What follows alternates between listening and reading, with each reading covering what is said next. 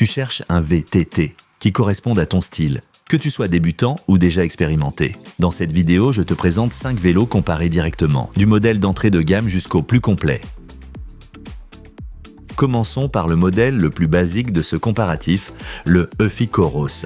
Ce vélo s'adresse clairement aux débutants qui cherchent un VTT économique pour quelques balades occasionnelles ou les trajets en ville.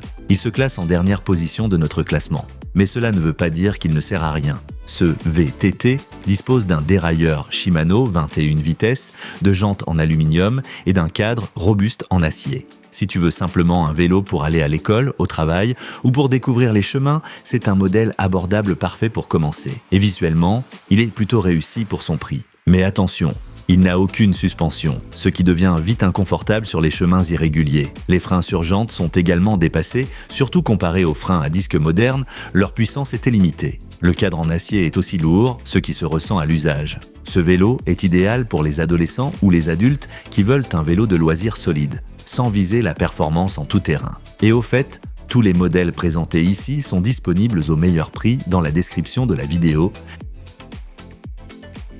En deuxième position, on retrouve le modèle Guide de Licorne, un autre VTT d'entrée de gamme, mais qui marque des points avec sa polyvalence. Il est disponible en plusieurs tailles, ce qui en fait un choix parfait pour les familles à la recherche d'un vélo pour enfants, ados ou adultes. Ce vélo est équipé d'une suspension avant simple et d'un bon dérailleur selon la taille jusqu'à 21 vitesses. Un vrai plus, il est livré préassemblé à 85%, ce qui te fait gagner du temps au montage. Si tu veux un vélo polyvalent adapté à tous les âges, celui-ci vaut vraiment le coup. Bien sûr, il faut accepter quelques compromis. Le cadre est en acier, donc assez lourd, et les freins en V offrent une performance limitée sous la pluie ou dans les descentes. Ce n'est pas un vélo de sport, mais un bon modèle urbain avec un look VTT. Si tu cherches un vélo pour aller à l'école, faire des sorties ou rouler sur des chemins forestiers ou tranquilles, et ce, pour toute la famille, c'est un excellent choix. Et si tu aimes ce genre de test, pense à liker la vidéo et t'abonner à la chaîne pour ne rien rater. En troisième position, voici le premier vélo à suspension intégrale du test, le Kodiaq de Bergsteiger. C'est un vrai progrès par rapport au modèle précédent, surtout si tu roules souvent hors route. La double suspension se ressent immédiatement en confort et en stabilité. Avec sa transmission 21 vitesses et son système de freinage mixte, disque à l'avant, V-brake à l'arrière, le Kodiaq offre un bon équilibre entre usage urbain et tout-terrain. C'est un excellent choix si tu veux un vélo pour la route, mais aussi pour les balades nature. Cela dit, quelques limites existent.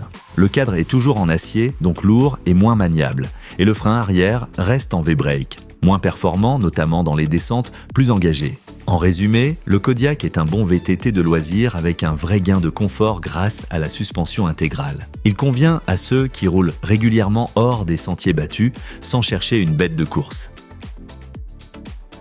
Là, on monte en gamme avec le Licorne Strong 2D en 4e position. Ce vélo est taillé pour les terrains plus exigeants, suspension avant et arrière, frein à disque des deux côtés et grande roue jusqu'à 29 pouces. L'équipement est clairement supérieur, le confort est au rendez-vous grâce aux suspensions complètes et les freins à disque assurent un contrôle fiable, en descente ou sous la pluie. Le look est aussi soigné. Ceux qui veulent un vélo plus sportif trouveront ici un bon compromis. Mais attention, le cadre en acier reste lourd, surtout pour les longues montées. Il manque également un éclairage intégré, ce qui peut gêner les trajets quotidiens. Et il faut assembler certaines parties soi-même. Un peu de bricolage est nécessaire. Pour les débutants sportifs ou les jeunes qui veulent tester un style de conduite plus agressif, dans les bois ou sur les pistes, c'est un super upgrade. Tu obtiens ici bien plus de performance sans payer le prix d'un vélo pro. En tête de notre classement, on retrouve le Makalu de Bergsteiger, et ce n'est pas un hasard. C'est un VTT hardtail moderne, plus léger, avec des composants de meilleure qualité. Si tu cherches un vélo fiable pour des sorties régulières, c'est celui qu'il te faut. Son gros avantage, un cadre en aluminium, bien plus léger et maniable que l'acier.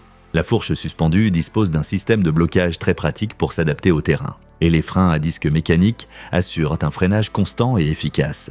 Certes, ce n'est pas un tout suspendu, sur les pistes très accidentées, tu ressentiras les secousses, et les passionnés de descente chercheront probablement plus technique.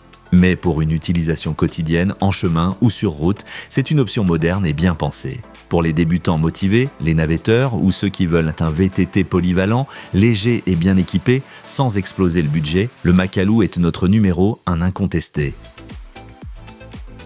Tu trouveras tous les VTT présentés dans cette vidéo au meilleur prix via les liens dans la description. Alors n'hésite pas à y jeter un œil. Si cette vidéo t'a plu, mets un pouce bleu et abonne-toi pour encore plus de comparatifs honnêtes.